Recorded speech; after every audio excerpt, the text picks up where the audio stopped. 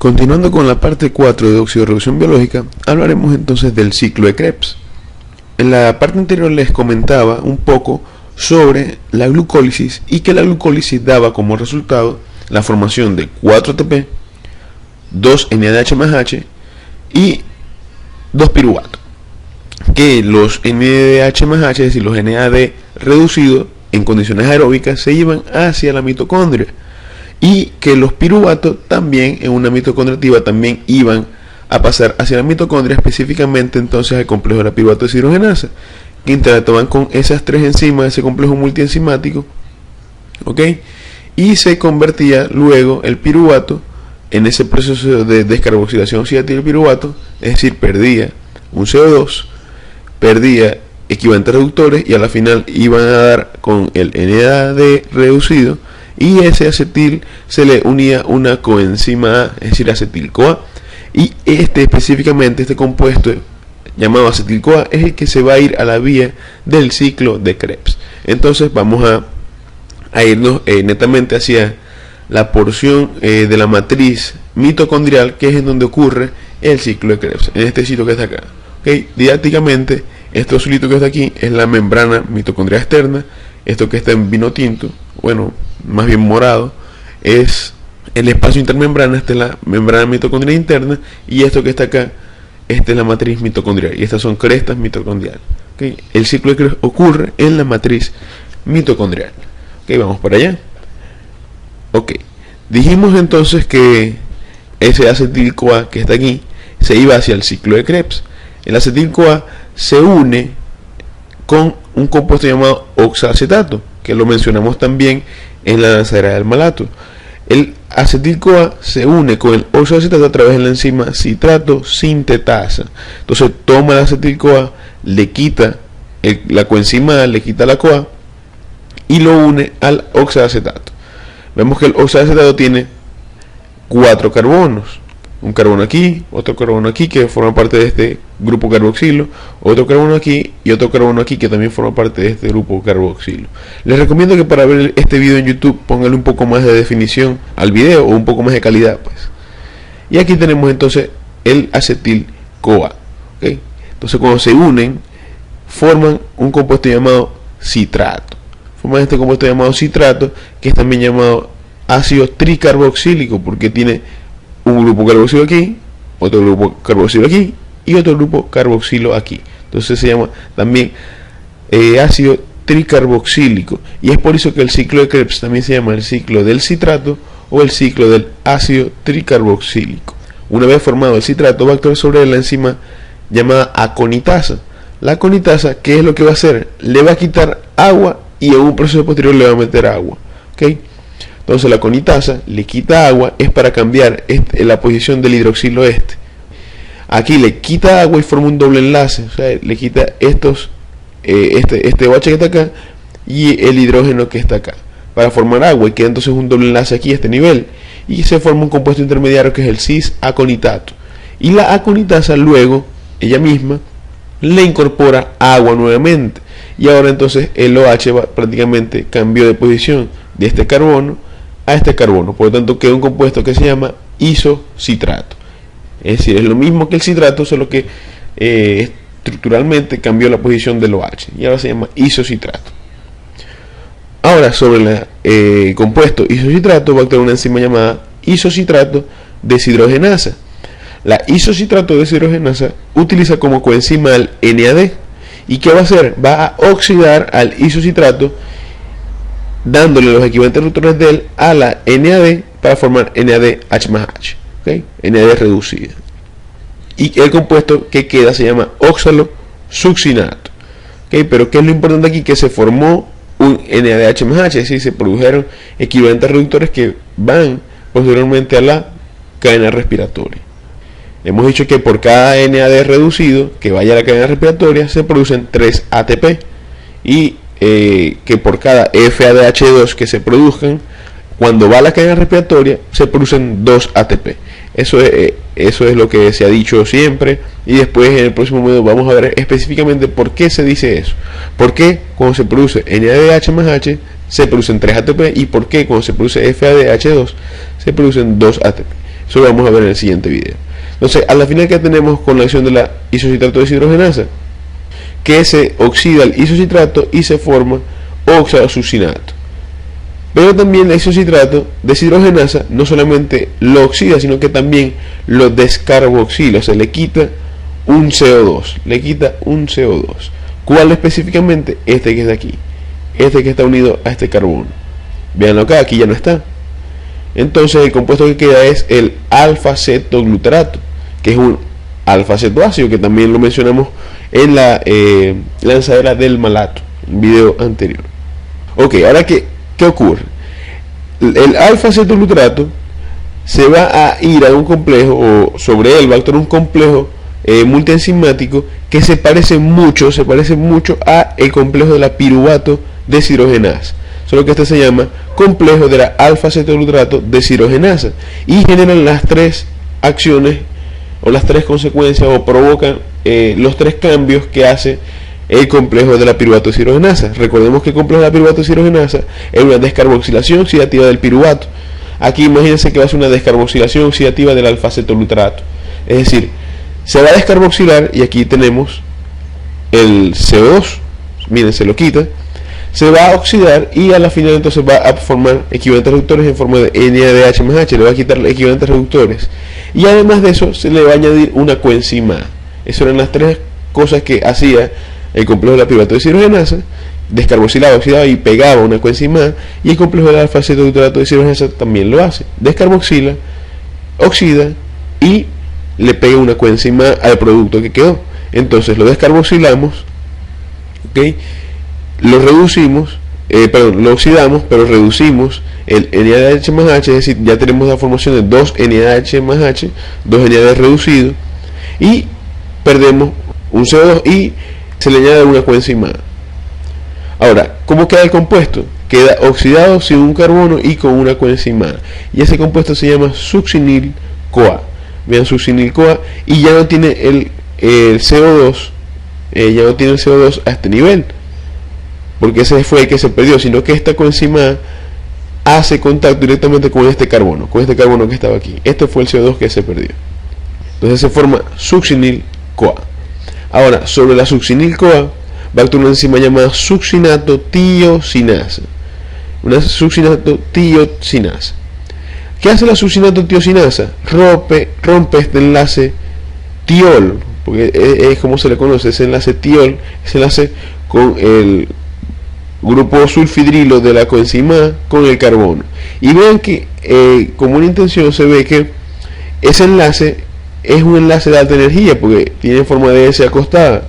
Cuando la succinato-tiosinasa rompe ese enlace, libera energía, y es una energía tal capaz de que se tome un ADP del medio y un fosfato inorgánico del medio, y se unan, se forma un enlace entre el fosfato y el ADP para formarse ATP. Entonces es una fosforilación a nivel de sustrato. Es por la ruptura de ese enlace tipo tiol, de alta energía, que cuando se rompe se libera esta energía para que se tome un fosfato inorgánico del medio y un ADP del medio, se unan en forma de ATP, y es lo que se llama fosforilación a nivel de sustrato. Recordemos que fosforilación a nivel de sustrato es una fosforilación o una formación de ATP en un lugar diferente a la cadena respiratoria, de la ATP sintasa de la cadena respiratoria, que la vamos a ver luego en el siguiente video. Entonces, ¿qué es lo que queda luego de la acción de la succinato-tiosinasa? Uno, aquí tenemos succinil-CoA, dos, aquí tenemos succinato. Entonces se pierde la coenzima A. Básicamente lo que hace la succinato-tiosinasa es romper la coenzima A, y entonces queda este compuesto que se llama succinato. Y sobre el succinato va a actuar entonces la succinato deshidrogenasa. La succinato deshidrogenasa es una enzima peculiar que utiliza FAD, no usa NAD como las otras deshidrogenasas que hemos hablado. La succinato deshidrogenasa usa FAD y tiene otra particularidad interesante, que es la única enzima del ciclo de Krebs que está pegada a la membrana mitocondrial interna. Ella es la única que está anclada. Imagínense que esto puede pasar en la matriz disuelta, o sea, puede pasar en cualquier parte, es líquida en la matriz mitocondrial, pero para que pase del succinato a fumarato tiene que pegarse todo el succinato a la membrana mitocondrial interna, interactuar con los succinatos de deshidrogenasa, oxidarse y luego formar fumarato. Entonces, ¿qué hace una succinato de deshidrogenasa? Oxida al succinato para reducir o tomar esos equivalentes reductores a través del FAD para formar FADH2. Entonces, básicamente se oxida el succinato a fumarato.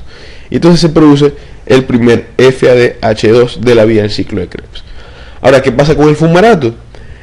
Con el fumarato va a actuar una fumarasa que su acción es hidratarlo. Se le va a incorporar una molécula de agua y se forma un hidroxilo a este nivel de este carbono, y este compuesto se llama malato, y es, ya lo vimos en la nacedera del malato, que el malato se considera la forma reducida del oxalacetato. Ahora, aquí hay una enzima que a manera de deducción podemos decir que se llama malato deshidrogenasa, ya que la hemos visto en el video anterior de nacedera del malato y vemos que es la encargada de oxidar el malato al oxalacetato usando como coenzima el NAD. Esta malato deshidrogenasa es la malato deshidrogenasa mitocondrial, porque hemos hablado de que hay una malato deshidrogenasa citoplasmática. Entonces la malato deshidrogenasa toma NAD y lo convierte en NADH+H. Entonces queda oxidado el malato en forma de oxalacetato, y ahora puede venir un nuevo acetil-CoA y unirse con oxalacetato a través de la citrato-sintetasa para formar citrato, y así sucesivamente.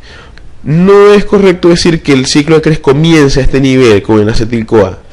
Si llega un acetil-CoA, se une con oxalacetato, da el ciclo. Ahora, si viene un citrato ya formado, puede iniciar el ciclo. O si viene un isocitrato, puede iniciar el ciclo a partir de aquí. O si viene un alfa-acetoluterato, puede iniciar el ciclo desde aquí. Entonces el ciclo de Krebs puede iniciar en cualquier punto, no necesariamente tiene que ser cuando llegue el acetil-CoA, sino puede iniciar a este nivel, puede iniciar a este nivel, puede iniciar a este nivel, depende de la sustancia que se una a este ciclo. Entonces, a manera de resumen, ¿qué tenemos?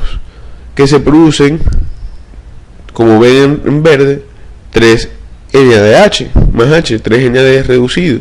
En azul tenemos que se forma un FADH2, y en amarillo aquí tenemos entonces la fosforilación inversa, se forma un ATP con un ciclo de un acetil-CoA. ¿Ok?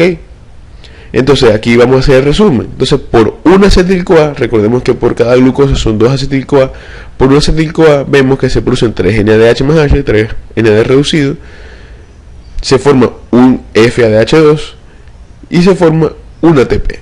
Vamos a ver que en el siguiente video hablaremos qué traduce esto, cuántos ATP se forman en cada ciclo de Krebs. Recordemos que eso se llama fosforilación a nivel de sustrato. Por fosforilación a nivel de sustrato se produce ese ATP. Y también se producen 2 CO2. Cuando la isocitrato de deshidrogenasa le quita un CO2, y cuando la alfa-acetoluterato de deshidrogenasa le quita otro CO2 al compuesto alfa-acetoluterato. ¿Cómo se regula?